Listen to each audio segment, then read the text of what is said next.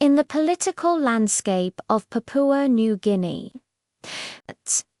Few names command as much respect, passion, and debate as the late Luther Akisawa Wenge. He was the Firebrand Governor of Morobe Province, a lawyer, a leader, and a man whose voice could stir a crowd, challenge authority, and command respect across the nation. He was unafraid to question power, unshaken in his defense of the Constitution, and unyielding in his belief that leadership must serve the people, not the other way around. Through years of triumphs, setbacks, and fierce political battles, he became a voice for justice, equality, and dignity. This is the story of a man who dared to speak truth to power, and in doing so, left a legacy that still echoes through the valleys, towns, and hearts of Morobe Province. This is his story.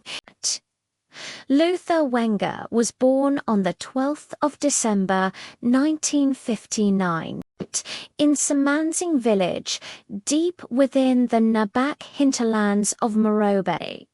He was raised in a family of faith and service. His brother, Kennedy Wenge, became a member of parliament, and another brother, Reverend Gigara Wenge, rose to lead the Evangelical Lutheran Church of Papua New Guinea. From an early age, Luther showed a mind drawn to justice, to order, and to truth. He trained in law, became a lawyer, and later a magistrate. These foundations would shape his bold and often fearless approach to leadership. In 1987, Luther Wenge entered the national parliament as the governor for Morobe Province. He quickly made his presence felt, fiery, uncompromising, fearless. He challenged government policy, questioned executive authority, and held fast to the rule of law, even when it meant standing alone.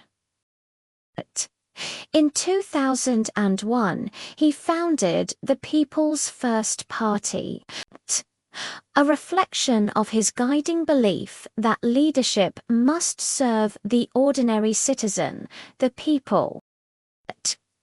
To him, the law was not an instrument of power, but of protection.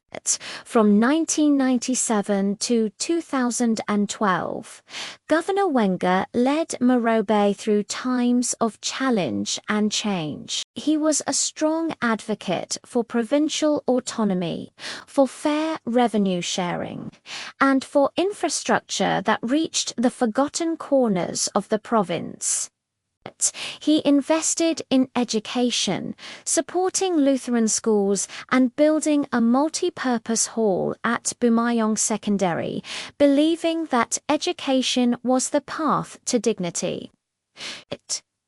In every speech, he reminded his people, "Be respectable citizens of Morobe." He also championed landowner rights, insisting that projects like the Wafi Golpu mine deliver real benefits to the people of Morobe. In 2012, after 15 years of service, Luther Wenge lost his seat. For a decade, he watched from the sidelines, a veteran of politics in a changing nation.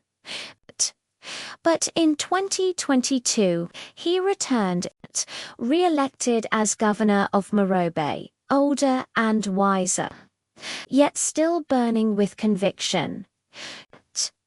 He once again took his seat in Parliament, his voice calm but powerful.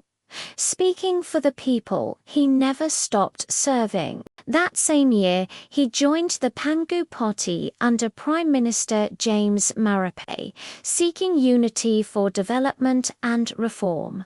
In September 2025, as Papua New Guinea prepared to celebrate its 50th independence anniversary, tragedy struck. Governor Wenge was admitted to Port Moresby General Hospital after surgery to stop internal bleeding. Despite the efforts of doctors, his health, weakened by diabetes, began to fail. On the 13th of September 2025, at the age of 65, Governor Luther Akisawa Wenge passed away. Prime Minister James Morobe described him as a firebrand leader, a man whose voice, though sometimes defiant, always came from a place of purpose. Governor Luther Wenge's passing marked the end of a chapter in Papua New Guinea's political history. He served 3 terms as governor, spanning more than 15 years. A lawyer who defended the powerless. A leader who stood firm when others faltered. And a son of Morobe whose words carried both faith and fire. As the nation looks ahead, his legacy reminds us that conviction, no matter how loud or controversial, is the heartbeat of democracy. Luther Akisawa Wenge, Governor, Advocate, Voice of the People. A man of all trades, a visionary and a servant of the people. Born 1959. Died 2025, may he rest in peace. Dedicated to the people of Morobe Province.